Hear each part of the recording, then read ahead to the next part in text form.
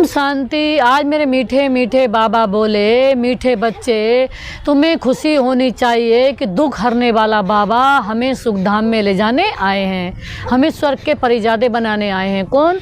सुख देने वाले बाबा हमें सुख में ले जाने आए हैं, सतयुग के परिजादा बनाने आए हैं।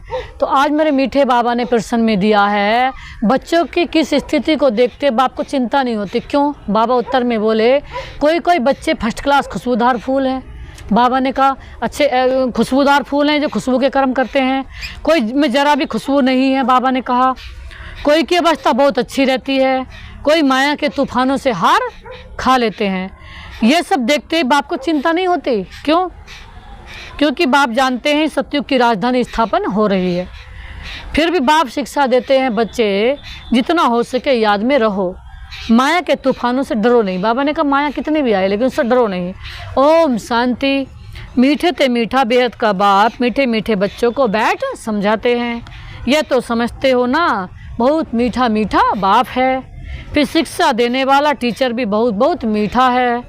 यहाँ तुम जब बैठते हो तो याद होना चाहिए बहुत बहुत मीठा मीठा बाबा है, उनसे स्वर्ग का वर्षा मिलता है। यहाँ तो बेसाल्य में बैठे हैं, कितना मीठा बाप है, वह खुशी दिल में होनी चाहिए। बाप हमको आधा कल्प सुखधाम में ले जाने आए हैं। कौन? मेरे बाबा। दुख हरने वाले भी बाबा हैं। एक तो ऐसा बाबा है, फिर बाबा टीचर भी बनते हैं, फिर बाबा हमको सारे सृष्टि चक्र का राज भी समझाते हैं जो और कोई नहीं समझा सकते हैं। ये चक्र कैसे फिरता है बाबा ये बता रहे हैं कि 84 जन्म कैसे पास होते हैं, ये सारा चपटी में समझाते हैं। आज मेरे बाबा बोले फिर साथ में ले भी जाएंगे, यहाँ तो रहना भी नहीं है, सभी आत्माओं को साथ में ले जाएंगे। बाकी थोड़े रोज हैं, कहा जाता है बहुत गई थोड़ी रही। यार बाबा बोले बाकी थोड़ा समय है, लेकिन जल्दी जल्दी मुझे याद करो तो तुम्हारे जन्म जन्मांतर के पापों का जो बोझा है जमा है वह खलास हो जाएगा। आज बाबा बोले भल माया की युद्ध चलती है, तुम मुझे याद करेंगे तो वह याद करने से हटाएगी, यह भी बाबा बता देते हैं। इसलिए कभी विचार नहीं करना है, कितने भी संकल्प विकल्प तूफान आएंगे, सारी रात संकल्पों में नींद फिट जाएगी तो भी डरना नहीं है, बहादुर रहना है। आज बाबा ने कही कोई भी बात आए लेकिन उसे बहादुर रहना, बात तो आएंगी लेकिन बाबा ने कहा बहादुर रहना है। बाबा कह देते हैं ये आएंगे ज़रूर, स्वप्न में भी आएंगे, इन सब बातों में डरना नहीं है। युद्ध का मैदान है ना, ये सब विनाश हो जाने। बाबा ने कहा जो भी दुख देने वाली चीज़ें सब विनाश हो जाएंगी। तुम युद्ध करते हो माया को जीतने के लिए, बाकी इसमें कोई सांस आदि नहीं बंद करना है। हठयोग आदि में कितनी तकलीफ करते हैं, बाबा को अनुभव है, थोड़ा थोड़ा सीखते हैं, परंतु फुर्सत भी हो ना। जैसे आजकल तुमको कहते हैं ज्ञान तो अच्छा है परंतु फुर्सत कहाँ, इतने कारखाने हैं ये हैं। तुमको बाप कहते हैं मीठे मीठे बच्चों, एक तो बाप को याद करो और चक्कर को याद करो, बाप को याद करो और चक्कर को याद करो। बस क्या यह है डिफ़िकल्ट है? बाबा ने कहा ये डिफ़िकल्ट है कि एक बाप को याद करेंगे चक्कर को याद करेंगे? सतयुग त्रेता में इन्हों का राज्य था, फिर इस्लामी बौद्ध और आदि की वृद्धि होती गई, वे अपने धर्म को भूल गए। बाबा ने कहा अपने धर्म को भूल गए, अपने को देवी देवता कह न सकें क्योंकि अपवित्र बन पड़े हैं। देवताएं तो पवित्र थे ना, ड्रामा के प्लान अनुसार फिर वे हिंदू कहलाने लग पड़े हैं, वास्तव में हिंदू धर्म तो है ही नहीं। बाबा बोले हिंदुस्तान तो नाम बाद में पड़ा है। बाबा ने कहा असली नाम भारत है। कहते हैं भारत माताओं की जय हो। बाबा ने कहा किसकी जय हो? भारत माताओं की। आज बाबा ने कहा हिंदुस्तान की माताएं थोड़ी कहती हैं। बाबा बोले भारत में इन देवताओं का राज्य था ना, भारत की ही महिमा करते हैं।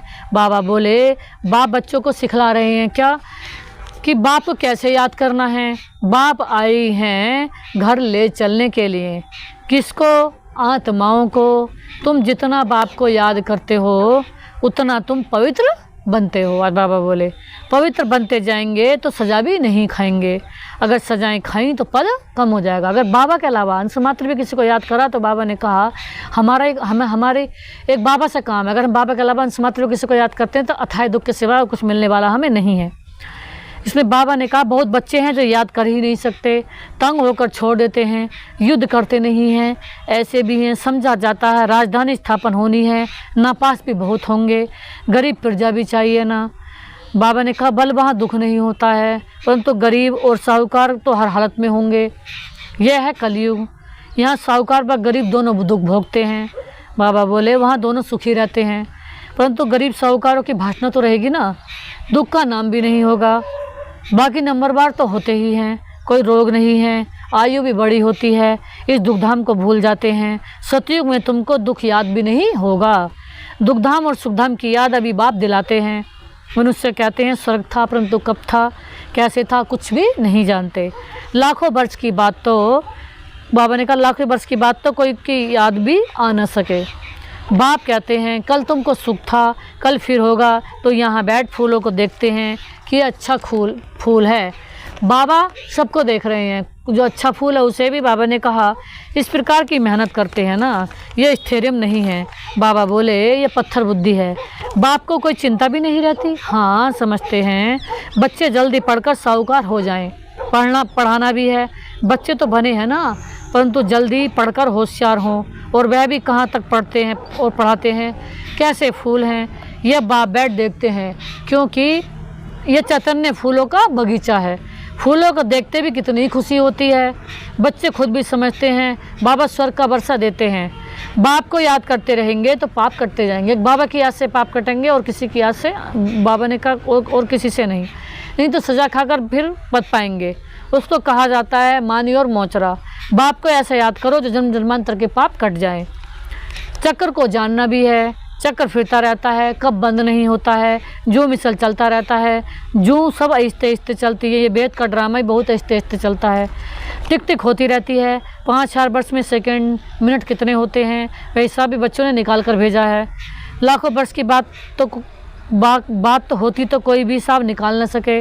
बाबा ने कहा यहाँ बाप और बच्चे बैठे हैं, बाबा एक एक को बैठ देखते हैं, क्या बाबा को कितना याद करते हैं, कितना ज्ञान उठाया है, औरों को कितना समझाते हैं, है बहुत सहज। सिर्फ बाप का परिचय दो, बैग तो बच्चों के पास है ही।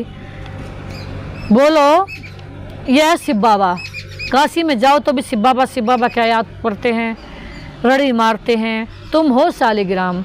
हे बाबा बोले आत्मा बिल्कुल छोटा सितारा है, उसमें कितना पाठ भरा हुआ है। आत्मा घटती बढ़ती नहीं है, विनाश नहीं होती है, आत्मा तो अविनाशी है, उसमें ड्रामा का पाठ भरा हुआ है। हीरा सबसे मजबूत होता है ना, उन जैसा सख्त पत्थर कोई होता भी नहीं है।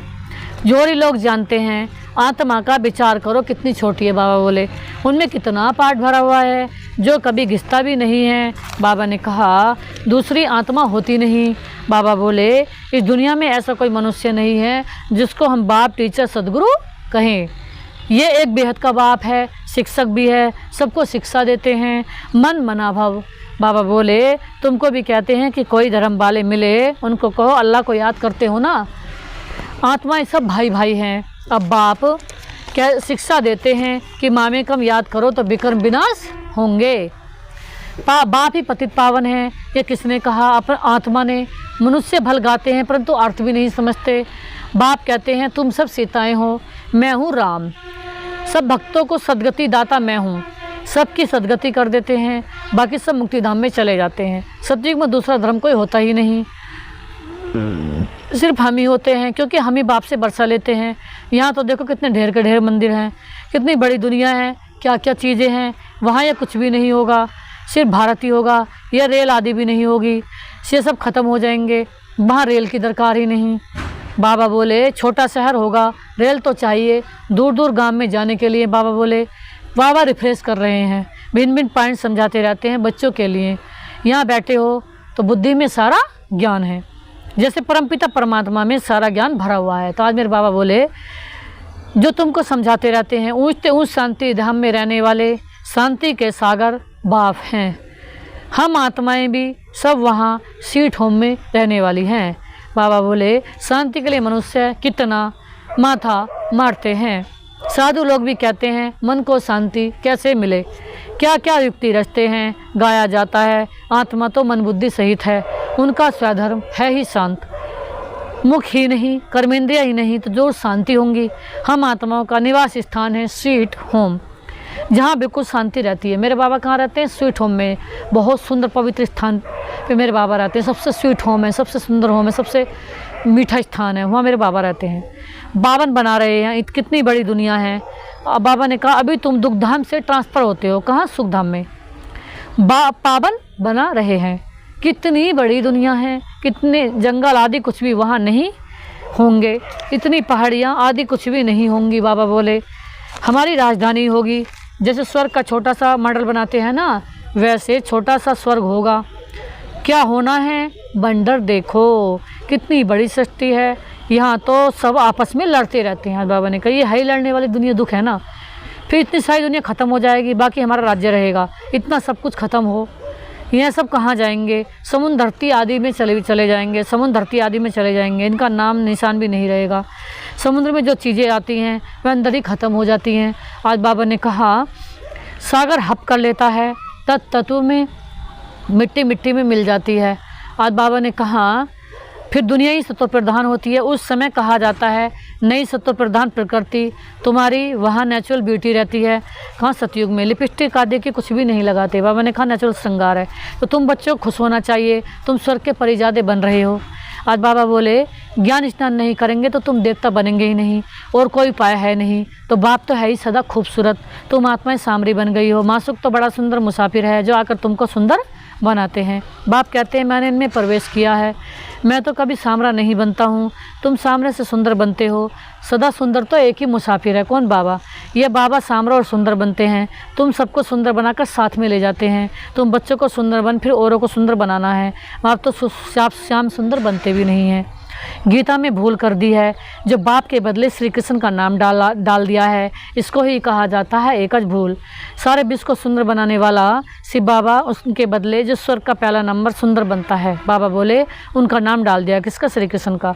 यह कोई समझते थोड़े ही हैं भारत भी सुंदर बनने का है, वह तो समझते हैं 40,000 वर्ष बाद स्वर्ग बनेगा। और बाबा बोले तुम बताते हो कि सारा कल्प ही 5,000 वर्ष का है। तो बाप आत्माओं से बात करते हैं।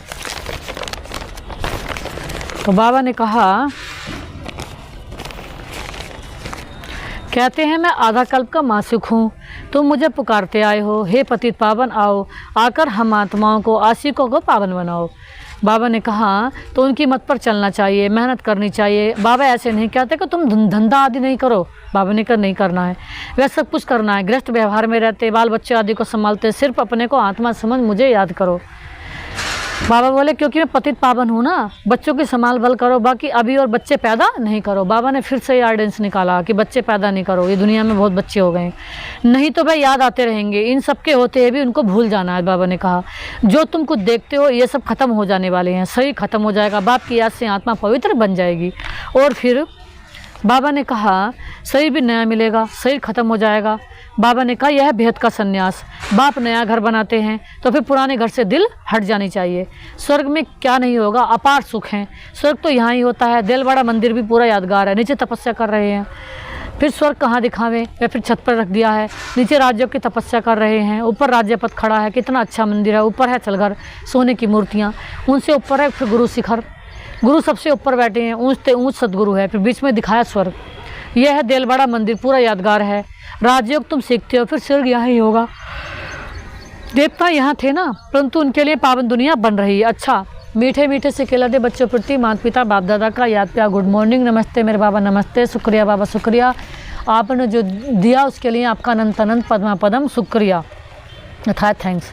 धारणा के लिए मुख्य सार है, पहली पॉइंट्स है, इन आँखों से जो कुछ देखते हो उसे भूलने का अभ्यास करना है। पुराने घर से दुनिया से दिल हटा लेनी है, नए घर को याद करना है। सेकंड में दिया ज्ञान स्नान कर सुंदर परिचादा बनना है। जैसे बाप सुंदर गोरा मुसाफिर है, ऐसे उनकी याद से आत्मा को सामने से गोरा बनाना है। बाबा ने कहा माया की उससे डरना नहीं है, माया तो आएगी, बाबा ने कहा तरह तरह से, लेकिन डरना नहीं है, विजयी बनकर दिखाना है। आज मेरे मीठे मीठे बाबा ने वरदान में दिया है, महादानी बन, फ्राक दिली से खुशी का खजाना बांटने वाले मास्टर रहमदिल भाव। बाबा ने कहा महादानी बन करके खुशी से, बाबा ने कहा तुम्हारा काम है महादान करना, तुम्हें तो खुशी खुशी से बांटना है सबको, कोई ले या ना ले। तो बाबा ने कहा रहमदिल बन के सबको देना है। आगे आज बाबा ने दिया है, लोग अल्पकाल की खुशी प्राप्त करने के लिए कितना समय व धन खर्च करते हैं, फिर भी सच्ची खुशी नहीं मिलती है। ऐसे आवश्यकता के समय आप आत्माओं को महादानी बन फ्राक दिली से खुशी का दान देना। इसके लिए रहम दिल का गुण इमर्ज करो। आपके जड़ चित्र वरदान दे रहे हैं, तो आप तो बाबा ने कहा जड़ चित्र भी हमारे वरदान दे रहे हैं, तो हाँ आप तो भी चैतन्य में रहम दिल बन बांटते जाओ। तो यहाँ तो हम सारे विश्व को दे रहे हैं, कोई हमें क्या भी दे, लेकिन हमें सारे विश्व को बाबा से ही मिलाना है, सारे विश्व को बाबा से लेकर सुख शांति और पवित्रता शक्ति का दान देना है। क्योंकि परवश आत्माएं हैं ना, तो परवश हैं बेचारे अपने संस्कारों से। तो कभी ये नहीं सोचो कि ये तो सुनने वाले ही नहीं हैं, आप रहमदिल बन देते जाओ, आपकी शुभ भावना उनको फल अवश्य देगी। बाबा ने कहा आप शुभ सोचो उनके लिए, तो आपकी शुभ भावना उनके लिए, हमारी शुभ भावना उनके लिए वरदान बन जाएगी। तो आज मेरे मीठे बाबा ने स्लोगन में दिया है, योग की शक्ति द्वारा हर कर्मेंद्रियों को ऑर्डर में चलाने वाले ही स्वराज्य अधिकारी हैं। बाबा ने कहा योग की शक्ति जो अर्थात परमात्म पावर, जब हम बाबा की याद में होंगे अपनी, जब हम, बाबा ने कहा जब कर्मेंद्रियां हमारे ऑर्डर में होंगी, हम उनके राजा होंगे, तो बाबा ने कहा स्वराज्य अधिकारी हैं, अर्थात जो स्वयं पर राज्य करते हैं, तो बाबा ने कहा वही परमात्मा को याद कर सकते हैं, वही बाबा ने कहा राज्य अधिकारी आत्मा है। ओम शांति, ओम शांति।